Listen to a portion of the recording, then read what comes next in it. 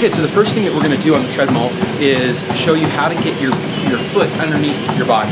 So it's directly under your body. Joanna's gonna demonstrate this right now.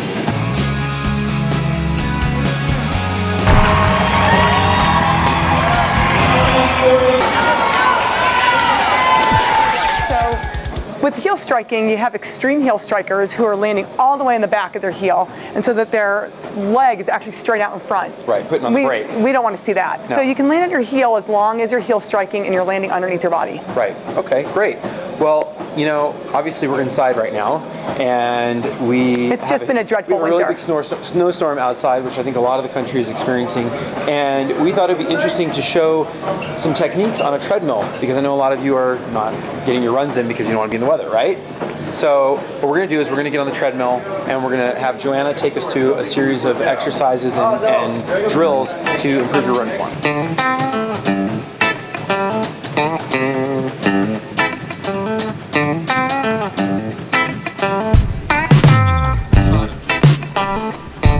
Alright, so we're going to show a little demonstration today. I've got Jared over here to my right, and Joanna's over to my left. Jared's going to show what this poor technique is. He's not really that kind of runner, but he's going to fake it. So Jared, why don't you get the treadmill going and show us how a lot of people do this poor run form. Alright, so as you can see right here, he's sitting back on his butt a little bit, almost like he's in a chair. And the camera's not really pointing down, right? I'm not sure what it can see, but he's really landing on his heel.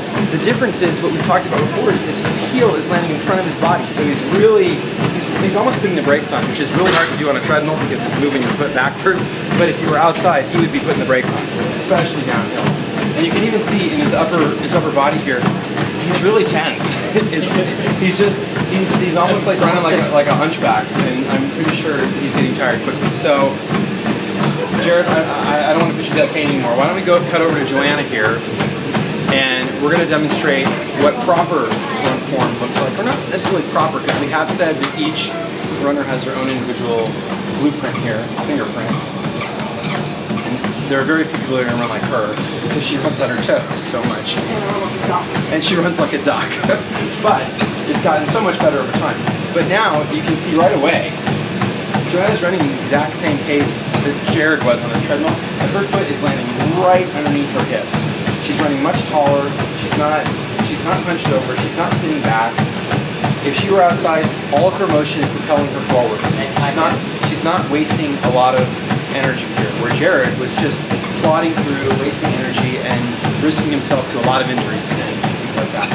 So the key things here are going to be to run tall and notice where your foot's landing, and if you see it in front of you, start positioning it underneath your body.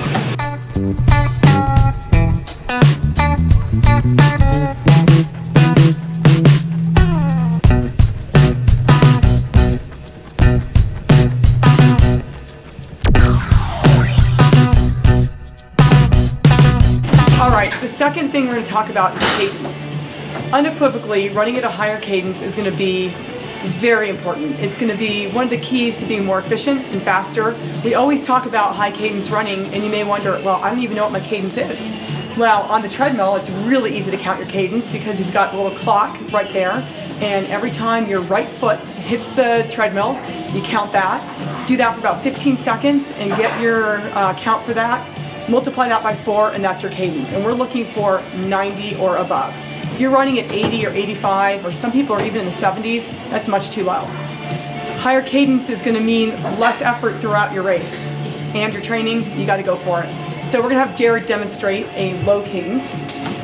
And people think that when you're running slow, that your cadence is going to drop, and that's not the case. If you practice it, you can still run at a high cadence at an easy pace.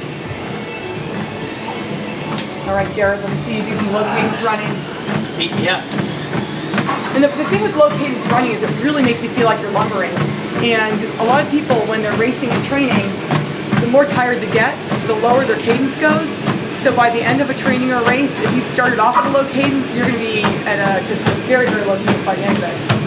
All right, so now we're going to take a look at what a higher cadence running is. And Brandon's going to run at the exact same pace that Jared did. but he's going to run at a higher cadence, and you'll see that the sound of landing won't be as high, and he'll be much more efficient.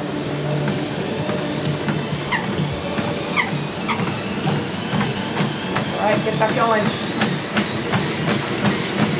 Move those hips. All right, so immediately you can see, now that he's up to speed, his stride length is much shorter. His feet are landing underneath him more.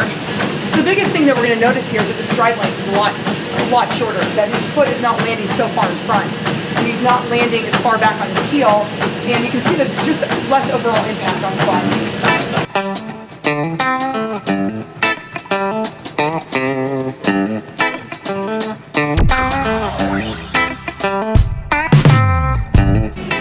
So the third point that we're going to be talking about is your upper body position. And I'm not talking about your arms, because everybody's arms are different. Some people flail, some people are really tight in. Everyone's kind of unique in how they hold their arms. But what we are looking at is where the upper body is. And we see so much of this, especially at the end of a long race. People are running bent over like Quasimodo, and that's going to cause a lot of problems. Number one, it's going to really impede your ability to breathe. So if you're like this, just think your whole chest is cut off, whereas if you're standing tall, you're going to get all that extra oxygen. You'll feel so much better. Jared, why don't you show us what it looks like to hunch over? Jared's at the end of his 20-miler here, and that's no small feat on a treadmill, you know. So he's getting pretty tired, and he's all hunched forward, and you can see that his chest is collapsed in. And another problem that causes, aside from not being able to breathe very well, is that this creates some of the overstriding that we talked about in our first point. So changing the body position is not easy, because we all have our habits. But this one is also very important, because opening up the upper body will often change the leg position. So you kind of get a lot of bang for your buck with this one change. So here we have Brandon. He's standing a lot taller. You can see that he's not hunched forward at all. His chest is tall, his arms are back. This is allowing him to breathe better. It's allowing him to have a higher cadence. And he won't trip, because you can see where he's going.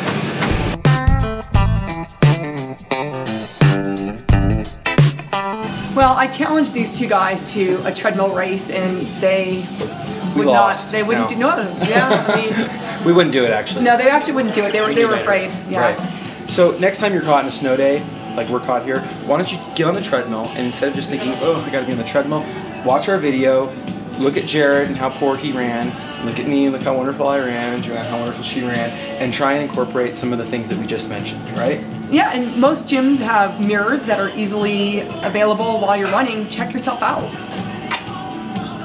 Yeah.